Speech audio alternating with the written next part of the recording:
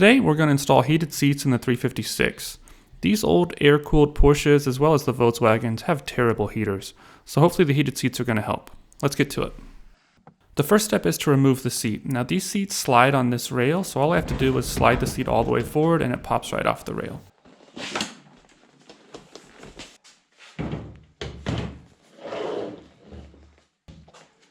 Next up, we remove the screws from the hinges and pull the back of the seat off. Then we remove the hinges altogether.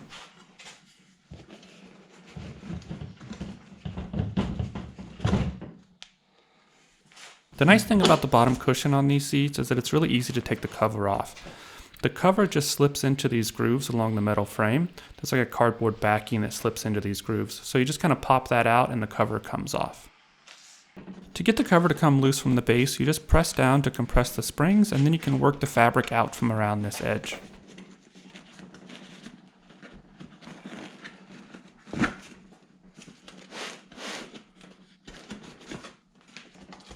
I used a small flathead screwdriver along this back edge to get it to come out.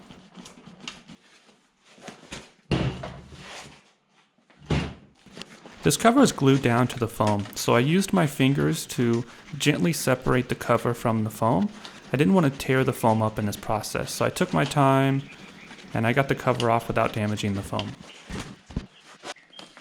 This is the kit that I bought. This is a universal kit and they're about $50 per kit, and it takes one kit per seat. It comes with the heating pads as well as the wiring harness and some tools. There's one pad for the base of the seat and one pad for the back cushion of the seat. There's also a switch that has a high and low setting on it. Before installing these pads, I wanted to make sure they work. So I hooked them up to a test battery and I used my digital thermometer. You can see the table is in the 50-degree range and the pad is in the 80-degree range. It only took a few minutes for it to warm up. So they work. As you can see, there's a section where the foam is worn down. I decided to add some padding to this area while I have the seat apart. So I took a little bit of batting that I had lying around and I glued it in. Then I glued the heating pads onto the foam. The pads do have double-sided adhesive around the edges of them, but I went ahead and add some spray adhesive too, just to make sure they really stick down well. With spray adhesive, you want to spray it on both surfaces, and then you want to give it a minute or two to dry so it becomes tacky before you stick those two pieces together.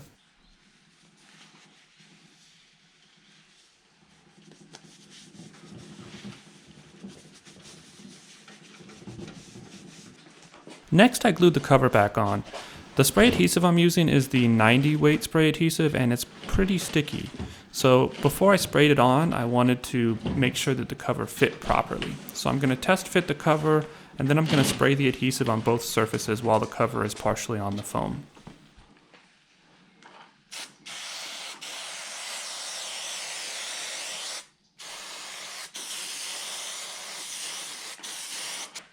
Then I wait a few minutes for the surfaces to become tacky, and I press the cover down onto the foam.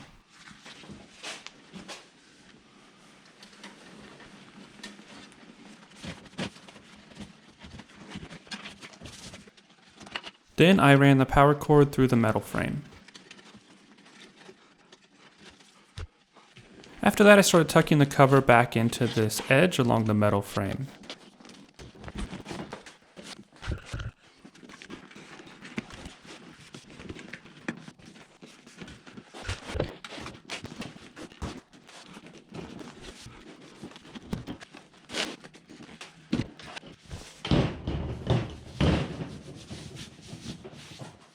And as you can see, the seat cushion looks exactly the way that it did before. It's impossible to see that small heating pad in there, and the thing is so soft and flexible you can't feel it.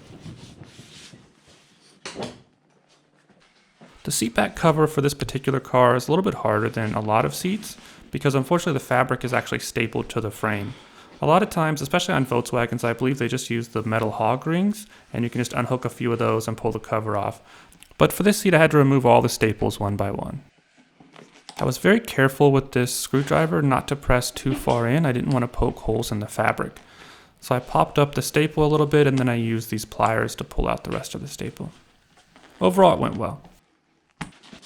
Once the staples were out, I once again carefully removed the seat cover from the foam. Then I sprayed in the spray adhesive, propped up the cover so that it wouldn't touch the foam, and sprayed some adhesive on the heater pad and installed that into the seat. This time I didn't wait for the glue to get tacky. I wanted to put the pad in right away. That way I could still move it around a little bit to get it to lay flat before the glue dried. Then I sprayed in some more adhesive. I let this get tacky. And I pressed the seat cover down onto the foam. After that, I stapled the fabric back down to the seat frame, making sure that the power cord came out on the edge.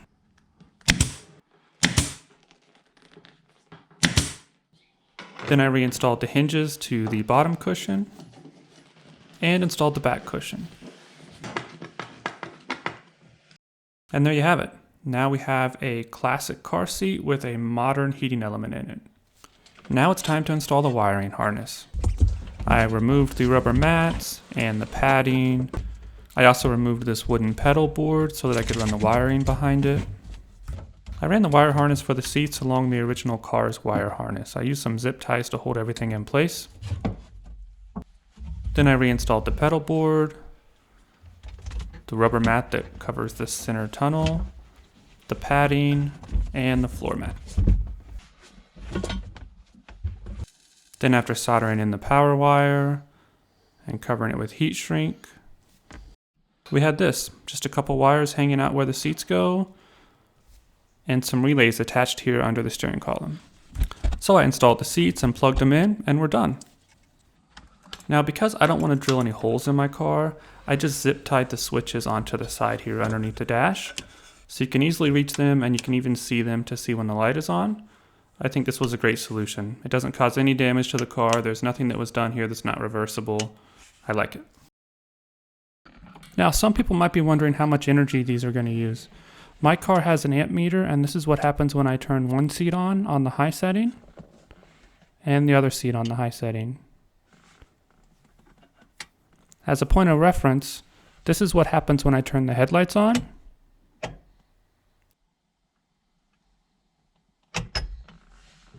and the windshield wipers.